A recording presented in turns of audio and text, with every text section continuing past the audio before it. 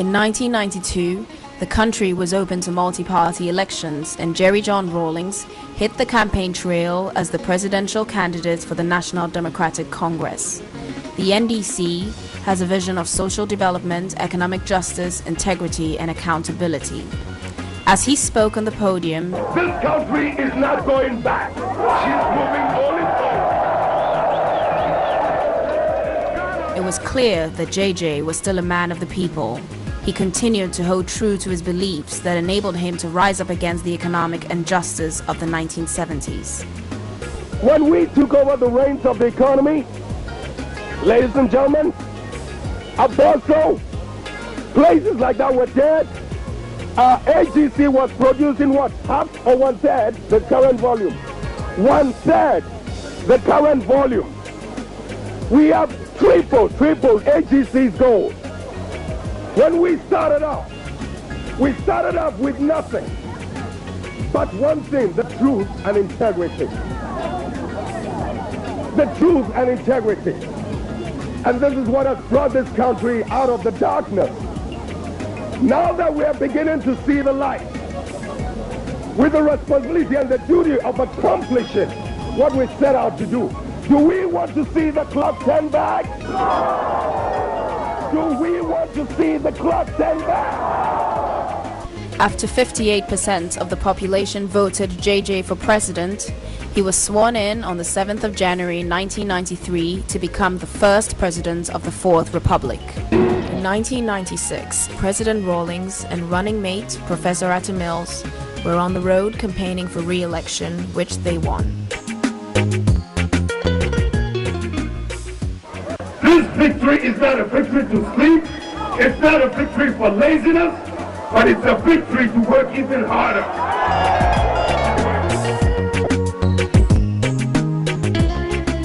Democracy is to be able to have dialogue, to be able to debate issues. He consulted with traditional leaders as well, which kept him in touch with the grassroots.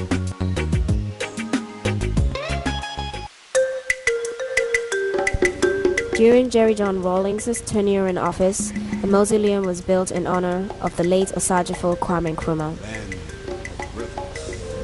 Kwame Nkrumah was not perfect, and I may be one of the most critical people about certain aspects of his government. But I will never deny him nor any man the praise for outstanding achievements, and for Dr. Nkrumah in particular, the things that made him a great figure in history. On this 32nd anniversary of Ghana's Republic Day, we are laying Dr. Nkrumah's remains to rest at the site of his greatest triumph.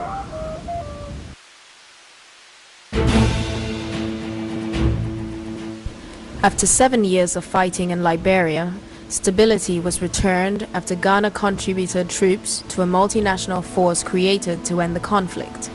Jerry John Rawlings played an integral role in the final peace process, which was brokered through the economic community of West African states. The instability of Liberia is affecting the stability of the sub-region. It's making it difficult to attract investment.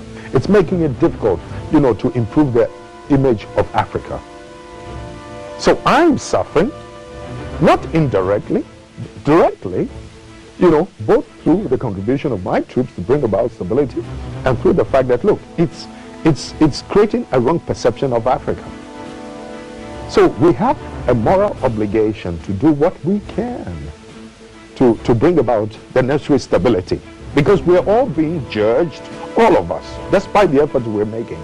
We're all being judged just by, little things happening here and there.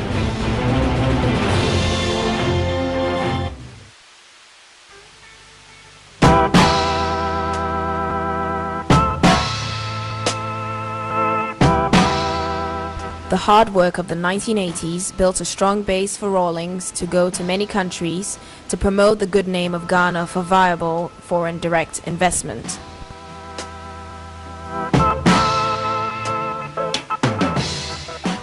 It might be going too far to say that we're hoping to become trading powerhouse. We're only making our very humble effort. But the point is that precisely because of the political stability that we've enjoyed in this country, I mean, the world has virtually come to our assistance, you know, led by the IMF and the World Bank, as well as some of the other Western communities, in order to help us lay the foundation for a developmental takeoff. We've used these resources to build roads, to extend electricity into as many regions as possible, and very soon there will not be a single district in my country that will not have energy. In other words, there will not be a single place in that country that will not be, you know, potentially viable for industrial takeoff. Yeah. So that we virtually lay the foundation now for, you know, developmental takeoff. You want businesses to come in. That's one of the reasons you're going around the country. Precisely. Yeah. And that's part of the reason why we're here. If I may use the word seductive. We're here to seduce as many American businessmen as possible to recognize that, you know, for all the efforts that we've made, I think it's only obligatory on their part to do what they can to invest in my country. In the process, he was given awards and the keys to various cities.